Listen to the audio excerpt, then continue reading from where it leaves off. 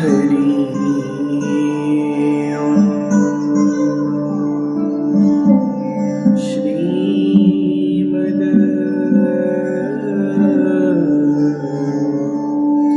वल्लभाय ध्येयं सदा परिभवत् नमवीष्टदोहम्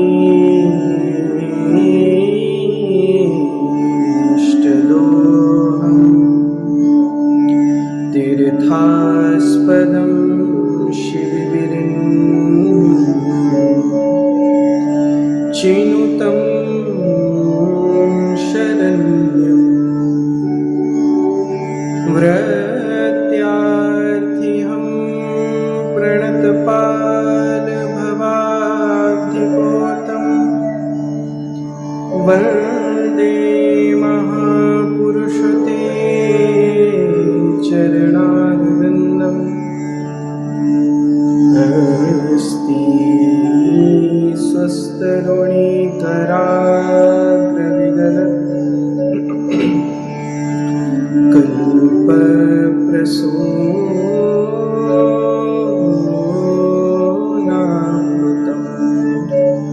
वस्तु प्रस्तुतवेणुनादलहरी निर्व्याकुलं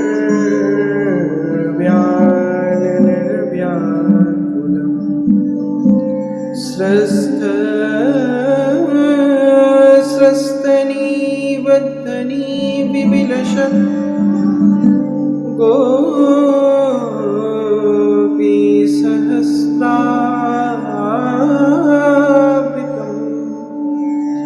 हस्तन्यस्तनतापवर्गमखिलो दारं किशोराकृतिः कृष्णत्वदीयपदपङ्कजपल्लरान्ति अतीव मे विशतु मानसे राजहंसः प्राणप्रयाण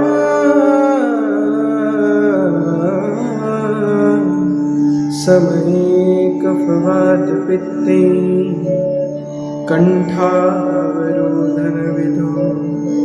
स्मरणं कुतस्ते लक्ष्मीनाथसमारम्भा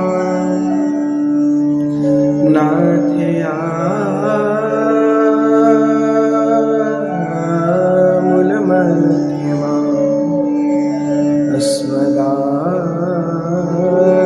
अस्मदाचार्यपर्यन्ता वन्दे गुरुपरम्परा। जय जय श्री राधारमण जय जय नवल किशोर जय गोपी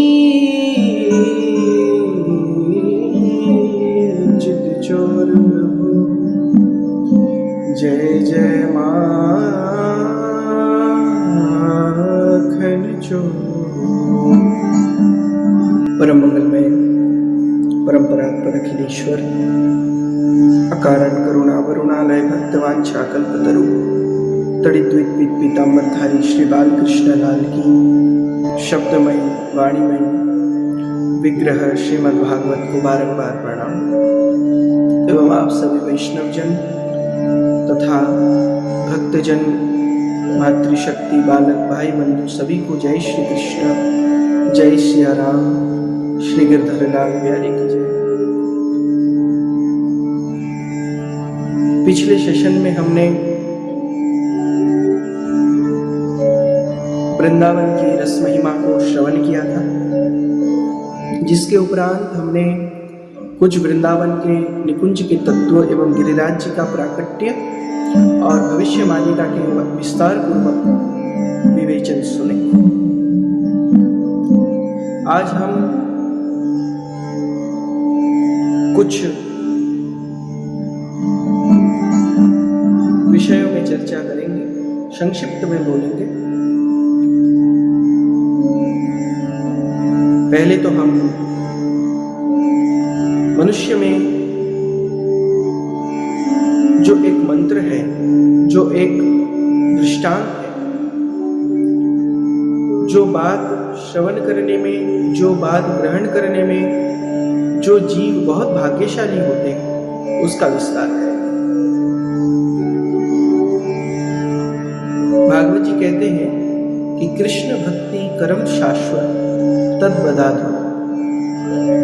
भागवत जी में ये वर्णन आया है कि कृष्ण की भक्ति ही मनुष्य धर्म की सर्वश्रेष्ठ प्राप्ति है एवं भगवत भक्ति का सर्वोच्च साधन यदि कोई है वो है भागवत जी का शरण।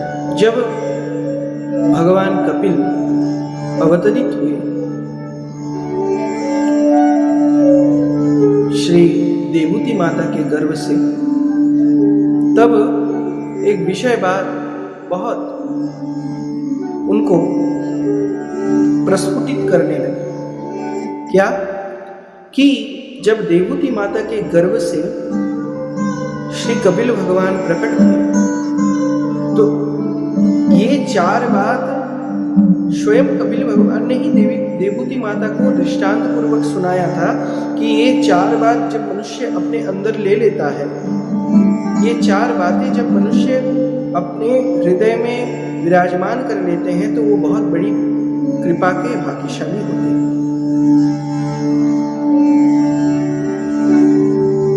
श्री कपिल भगवान कहते हैं कि तितिक्षव कारुणिका सुहृद सर्वदीना अजात शत्रव शांता साधव साधुभूषण। कि माँ, हे देवहूति माता, कौन से चार तितिक्षव, जो व्यक्ति अपने जीवन में सहनशील है, जो व्यक्ति अपने जीवन में विवेकवान है, जो अपने व्यक्ति जीवन में ये चार बात को धारण कर सकते हैं, वही व्यक्ति संगतिगत स्वरूप से उस व्यक्ति का ही संग करना, और वही व्यक्ति भाग्यशाली है जो ये चार बातें वो अपने हृदय में हर समय विद्यमान करके रखते हैं। कौन सी बात? तितिक्षवा, कि जो व्यक्ति धैर्य पूर्वक भगवत स्मरण में रहता हो, संसारिक क्रियाओं में व्यतीत करते हैं, और जो धैर्यवंत हो उसका संग करो। वो मनुष्य के हृदय में ये चार बात में, चार चीजों में एक चीज जरूर होना चाहिए, वो है धैर्यता। तितिक्षव पहला, दूसरा कारुणिका, जिस व्यक्ति के अंदर करुणा दया सभी जीवों के प्रति, वो एक चींटी से लेकर के, मुर्गा से लेकर के, बकरा से लेकर के, पूरे त्रिभुवन में जितने जीव आदि भगवान के द्वारा सृष्टि किए गए हैं, वो सबके प्रति करुणामय, वो व्यक्ति बहुत भाग्यशाली है जिसके अंदर ये बात विद्यमान है। तीसरा, सुहृद सर्वदेहिना, जो व्यक्ति अपने आप को शत्रु विहीन रखते हैं, उसका हजारों शत्रु, उसको हजार लोग बुरा भला बोलता हो, लेकिन वो किसी को अपना शत्रु ना माने। तो ये तीन बात जो व्यक्ति के अंदर होते हैं, वो व्यक्ति बहुत भाग्यशाली होते हैं। और कौन सी बात? अंतिम चार, शांता साधव साधुभूषण, जो प्राकृत स्वरूप में शांत रहता, मौन रहता। कुछ लोग होते हैं ना कि हर समय इसकी निंदा, उसकी निंदा में व्यतीत हो रहा है सारा दिन। हाँ, जो बुरे हैं उसका तो बात बोलना चाहिए, लेकिन जो बुरे नहीं है उसका बात कभी बोलना नहीं चाहिए। तो जीवन का हर पल प्रभु में दे देना, ये और बड़ी भाग्यशालीता है जो कपिल भगवान विभूति माता से कह रहे हैं।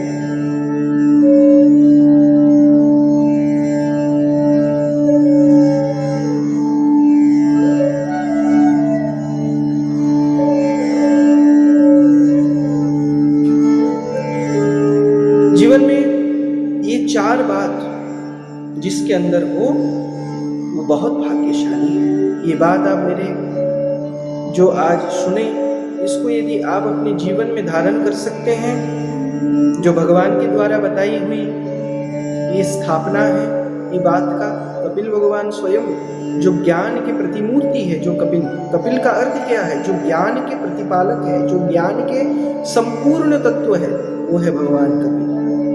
तो तितिक्षव कारुणिका सुहृदः सर्वदेहिनां अजात शत्रवः शांताः साधवः साधुभूषण। जो सहनशील है, जो भगवान की कृपा पात्र है, तो संपूर्ण ज्ञान का तत्व इसमें छुपा। ये 4 बात, जो सहनशील है, धैर्यवंत है, जिसका चरित्र पवित्र है, जिसके अंदर दया है, करुणा है। तीसरा, जिसके अंदर शत्रु के प्रति निर्मलता है, जिसका कोई भी शत्रु नहीं है। और चौथा, जो शांत है। ये 4 बात जिसके अंदर है वो तो भाग्यशाली के ऊपर भाग्यशाली है, क्योंकि वो तो स्वयं सिद्ध है। ये इसका संपूर्ण रहस्य है। तो आज बंधु हमने ये बोला था कि श्री जयदेव जी का चरित्र हम थोड़ा श्रवण करेंगे,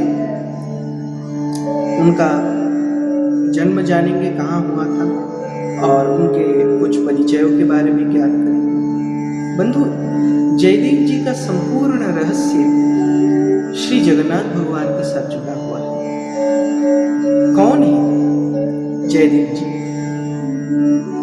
जिस जयदेव जी के लिए प्रभु अपना रथ आज भी उड़ीसा में थमा देते हैं,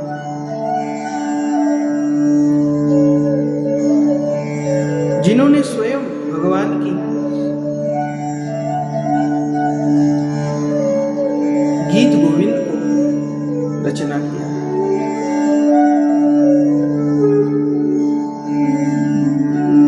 तो जयदेव जी का चरित्र में वर्णन आता है कि जयदेव जी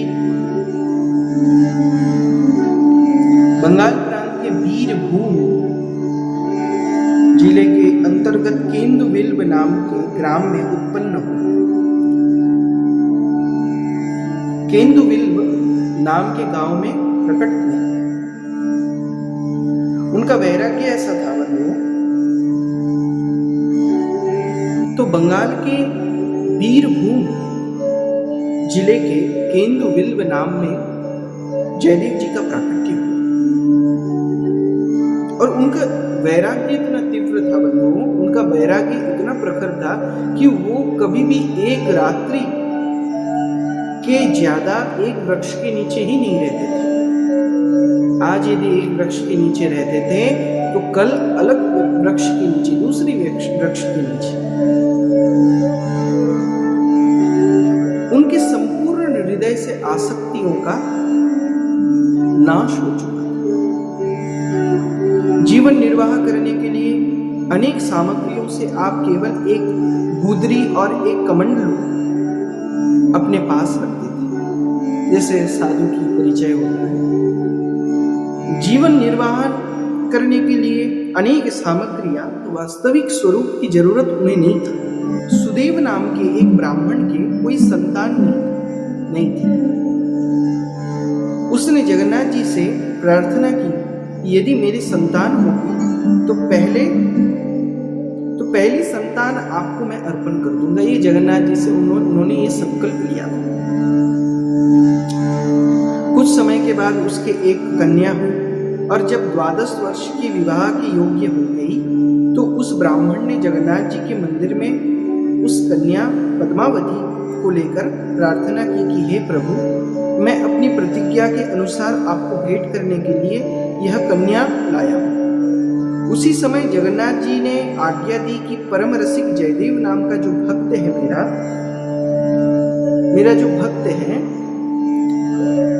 उनसे मेरा स्वरूप अलग नहीं है, वो मेरे ही स्वरूप। तो इसे अभी ले जाकर उन्हें अर्पण कर दो और उनसे कह देना कि जगन्नाथ जी की ऐसी आज्ञा हुई है कि भगवान की आज्ञा पाकर ये ब्राह्मण वन में वहां गया जहां कविराज राज भक्त श्री जयदेव जी बैठे थे और उनसे बोला कि हे महाराज जी, आप मेरी इस कन्या को पत्नी रूप से अपनी सेवा में लीजिए। जगन्नाथ जी की ऐसी आज्ञा है कि जयदेव जी ने कहा कि जगन्नाथ जी की बात जाने दीजिए, वे यदि हजारों स्त्रियां सेवा में रखे तो उनकी शोभा है, परंतु हमको तो एक ही पहाड़ के समान भार वाली हो जाएगी। अब तुम कन्या के साथ यहाँ से लौट जाओ। ये भगवान की आज्ञा को भी नहीं मान रहे हैं। यह देखकर ब्राह्मण खींच गया और अपनी लड़की से बोला, मुझे तो जगन्नाथ जी की आज्ञा सिरोधार्य है।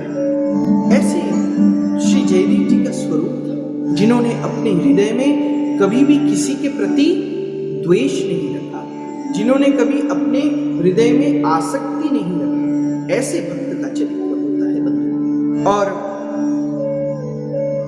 ऐसा देख करके ब्राह्मण थोड़ा नाराज हुआ, थोड़ा सा विचलित हुआ कि ये जयदेव जी इतने भक्त हैं बड़े जगन्नाथ जी का, लेकिन फिर भी जगन्नाथ जी की आज्ञा को स्वीकार नहीं कर रहे हैं। ये कैसी बात है? तो मैं उसे कदापि टाल नहीं सकता, क्योंकि ब्राह्मण ने बोला मैं भगवान की आज्ञा को शिरोधार्य मानता हूँ, मैं कभी टाल नहीं सकता उसको। तुम उनके ही समीप स्थिर होकर रहो। श्री जयदेव जी उनके अनेक प्रकार की बातों से समझाकर हार गए। फिर ब्राह्मण नहीं माना और अप्रसन्न होकर वहां से चला गया।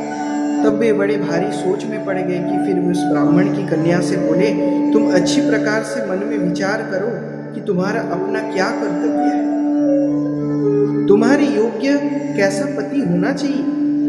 ये सुनकर के कन्या ने हाथ जोड़ करके कहा कि रे वश में तो कुछ भी नहीं चलता है, चाहे सुख हो या दुख, ये शरीर तो मैंने आप पर न्यौछावर कर दिया है। श्री पद्मावती जी का ये भावपूर्ण निश्चय देख करके जयदेव जी निर्वाह के लिए झोपड़ी बनाकर छाया कर ली और छाया हो गई तो उसमें भगवान श्याम सुंदर की एक मूर्ति विग्रह सेवा में रख लिया और पश्चात में मन में आया कि परम प्रभु की ललित लीलाएं जिसमें वर्णित हो ऐसा एक ग्रंथ बनाऊं मैं। तो अति प्रसन्न जयदेव जी आज लिख रहे हैं कि भगवान के क्या स्वरूप है, भगवान का क्या रूप है, जो उनके पास जाकर के हम अपना हृदय को निवेदन कर सकें। भगवान की अनेक स्तुति उन्होंने गाने लगे। तो पद्मावती द्वारा ग्रंथ में लिखाते समय सोच विचार में पड़ गए कि इस गुप्त रहस्य को कैसे प्रकट किया जाए। तो आप स्नान करके जब आए, लौट कर आए तो देखा कि ये पद पोथी में श्याम सुंदर ने लिख दिया है, स्वयं भगवान ने लिखा है। इससे जयदेव जी अति प्रसन्न हुए और संकोच त्याग करके माधुर्य रस की लीलाओं का गान करने लगे। भगवान के श्री चरण कमल के प्रति उनका ऐसा भाव समर्पण था।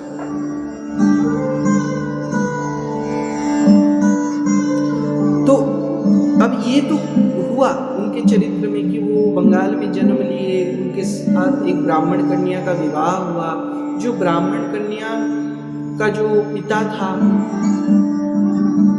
जिनका नाम था सुदेव, तो वो भगवान के समक्ष जाकर के ये संकल्प लिया था कि वो अपनी कन्या को, कोई भी पुत्र हो या पुत्री हो, पहली कन्या को उनके चरणों में ध्यान करेंगे, पुत्र को या पुत्री को। तो उन्होंने वो किया, उनसे विवाह हुआ, उनका पत्नी हुआ जयदेव जी। अब उनका जो विस्तार ये गीत गोविंद के प्रति वो बढ़ने लगा। जो जगन्नाथ धाम का राजा पंडित था, उसने भी एक पुस्तक बनाई और उसका गीत गोविंद नाम रख दिया। उसमें श्री कृष्ण चरित्रों का वर्णन किया गया। राजा ने ब्राह्मणों को बुलाकर कहा कि यही गीत गोविंद है, यही स्थापना हो, इसकी प्रतिलिपियां करके पढ़िए और देश देशांतरों में प्रचार करिए इसका। इस बात को सुनकर के विद्वान ब्राह्मणों ने असली गीत गोविंद को खोल करके देखा। जब ब्राह्मणों ने असली गीत गोविंद को खोल करके दिखा दिया और मुस्कुराकर बोले कि यह तो कोई नई दूसरी पुस्तक है, गीत गोविंद तो नहीं है। राजा का ऐसे राजभक्त विद्वानों का आग्रह था कि यह गीत गोविंद है, इससे लोगों की बुद्धि भ्रमित हो गई है। कौन सी पुस्तक असली है ये निर्णय करने के लिए ऐसे विचार हो गया। वहां पर दो पुस्तकें बट गई, एक राजा ने बना दिया, एक जयदेव जी ने बना दिया। अब कौन सा असली है ये निर्णय उन लोगों में होने लगा। अब जगन्नाथ जी ने राजा की पुस्तक को विचार करने के लिए भगवान ही विचार करें इसका कौन श्रेष्ठ है। तो यह निर्णय करने के लिए दोनों पुस्तक को जगन्नाथ देव जी के मंदिर में रखी गई और बाद में जब पट खोले गए तो देखा कि जगन्नाथ जी ने राजा की पुस्तक को दूर फेंक दिया। जो गीत गोविंद है वो अपनी छाती से लगा लिया। बोलिए जयदेव महाप्रभु की जय। इस दृश्य को देख करके राजा अत्यंत लज्जित हुआ कि मैं ये क्या कर रहा था। भक्ति की विद्रोह पूरे ब्रह्मांड में, त्रिभुवन में यदि प्रभु को कोई पसंद नहीं है, कुछ पसंद नहीं है, वो एक चीज है, वो है भक्त का द्रोह, भक्त के साथ शत्रुता। अपने पुस्तक की, अपने ग्रंथ की ऐसे अपमान जान करके बड़े भारी शोक में पड़ गया और निश्चय किया कि अब मैं समुद्र में डूबकर मर जाऊंगा। जब राजा डूबने जा रहा था तो उस समय प्रभु ने दर्शन देकर आज्ञा दी कि तू समुद्र में मत डूब। जयदेव कृत गीत गोविंद जैसा दूसरा ग्रंथ नहीं हो सकता, इसलिए तुम्हारा शरीर त्याग करना वृथा है। अब तुम ऐसा करो कि गीत गोविंद के 12 संग्रह में अपने 12 श्लोक मिलाकर लिख दो। इस प्रकार तुम्हारे 12 श्लोक उसके साथ प्रचलित हो जाएंगे, जिसकी प्रसिद्धियां तीनों लोगों में फैल जाएगी। एक बार एक माली की लड़की बैगन के खेत में बैगन तोड़ने के समय गीत गोविंद का 5वें सर्ग की गान कर रही थी, गुनगुना रही। धीर समीरे यमुना तीरे बसती बने बनमाली हो। धीर समीरे यमुना तीरे बसती बने बनमाली। इस अष्टपदी का गान करना, उस मधुर गान को सुनने के लिए श्री जगन्नाथ जी उस समय अपने अंग पर एक वस्त्र, एक साधारण पोशाक धारण किए हुए, महीन पोशाक धारण किए हुए प्रभु से रहा नहीं थे। इस अष्टपदी का गान सुनकर उस कन्या के पीछे पीछे डोलने लगे प्रभु, प्रेम वश की। इधर श्री बलदेव जी, सुभद्रा जी देख रही हैं कि क्या कर रहे हैं प्रभु, किसके पीछे पीछे दौड़ रहे हैं। प्रेमवश प्रभु बेशुद्ध होकर लड़की के पीछे पीछे घूमने से तो ठाकुर जी के धोती में, वस्त्र में जो कांटे हैं ना, उस कांटों से भगवान का वस्त्र फट गया, जगन्नाथ जी के वस्त्र फट गए। उस लड़की के गान बंद करने पर आप मंदिर में पधारे। फटे वस्त्रों को देख करके पुजारियों ने कहा कि हमें तो कुछ भी मालूम नहीं है। तब स्वयं ठाकुर जी ने ही सब बात बताई। राजा ने प्रभु की रुचि जानकर पालकी भेजी, उसमें बिठाकर उस लड़की को बुलाया। उसने आकर ठाकुर जी के सामने नृत्य करते हुए अष्टपदी को गाकर सुनाया। प्रभु अत्यंत प्रसन्न हुए। तब से राजा ने मंदिर में नित्य गीत गोविंद का गान प्रभात में, प्रातः काल में शुरू किया। मैं तो बंधु कहा करता हूँ कि आप ठाकुर जी को यदि, तो जयदेव महाप्रभु जी का कितना ठाकुर जी से, जगन्नाथ जी से प्रेम कि वो एक अष्टपदी से अपने भाव अंकित करके ठाकुर जी को रिझाते हैं। और बंधु, आज ये शुभ अवसर जिस बेला पे हम बैठे हुए हैं, कल बहुत सुंदर एक दिवस है और आगामी समय में भी ठाकुर जी का जन्म महोत्सव भी बहुत करीब आ रहा है। ठाकुर जी का जन्म महोत्सव, जन्माष्टमी, भाद्रपद के अष्टमी तिथि में जब भगवान जन्म लिए थे, उसके पूर्व में पूर्णिमा आती है श्रावण में। उस पूर्णिमा का रहस्य क्या है बंधु? इस तिथि का एक विलक्षण चमत्कार ये है कि इस दिन भगवान के बड़े भैया बलदेव जी का जन्म हुआ, बलराम जी का जन्म हुआ। और आज के दिन प्रभु झूलन में ही भी विद्यमान हुए, मतलब पूर्णिमा के दिन। और सबसे बड़ी बात बंधुओं, आज के दिन रक्षाबंधन भी किया जाता है। रक्षा सूत्र सभी भाइयों को बहन बांधती है। तो आज का ये पवित्र दिन, क्योंकि हमने ये वीडियो पूर्णिमा के पहले दिन बनाई है और पूर्णिमा कल है, तो हम जब ये वीडियो डलेगा कल,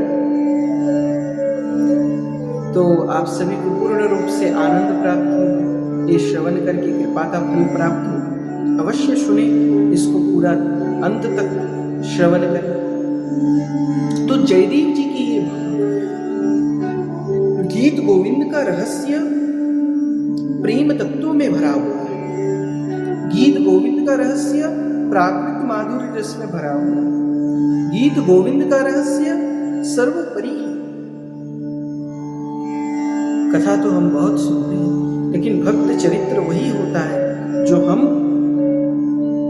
श्रवण करके प्रभु की प्रेम की उपलब्ध कर सके। उनको कहते हैं प्राकृत भक्त। लेकिन अगले सेशन में हम, सेशन 9 में हम भक्ति में कैसे कैसे आगे आप अग्रसर हो सकते हैं, नाम जप का नियम क्या है, कैसे कैसे नाम जप का नियम लेना चाहिए, एकादशी की महात्मा हम कहेंगे, और भी विभिन्न प्रकार की बातें हम कहेंगे। वो आप श्रवण करिएगा और कमेंट में हमका विस्तार पूर्वक बात कहिए। तो आज यहीं तक। गीत गोविंद का जो पाठ है ये बंधु नित्य आप गान करते रहिए। अपने समक्ष एक आसन लगा करके प्रभु के पास बैठ करके उनके समक्ष आप सानिध्य में इस गीत गोविंद का नित्य पाठ करें। मैं ये अवश्य कहूँगा, उस आसन में ठाकुर जी आकर के जरूर बैठे। तो आज यहीं तक।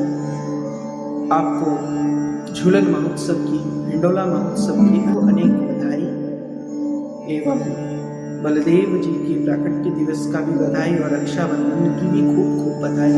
जय जय श्री राधे। श्री गिरधर लाल बिहारी की जय, श्री वृंदावन बिहारी लाल की।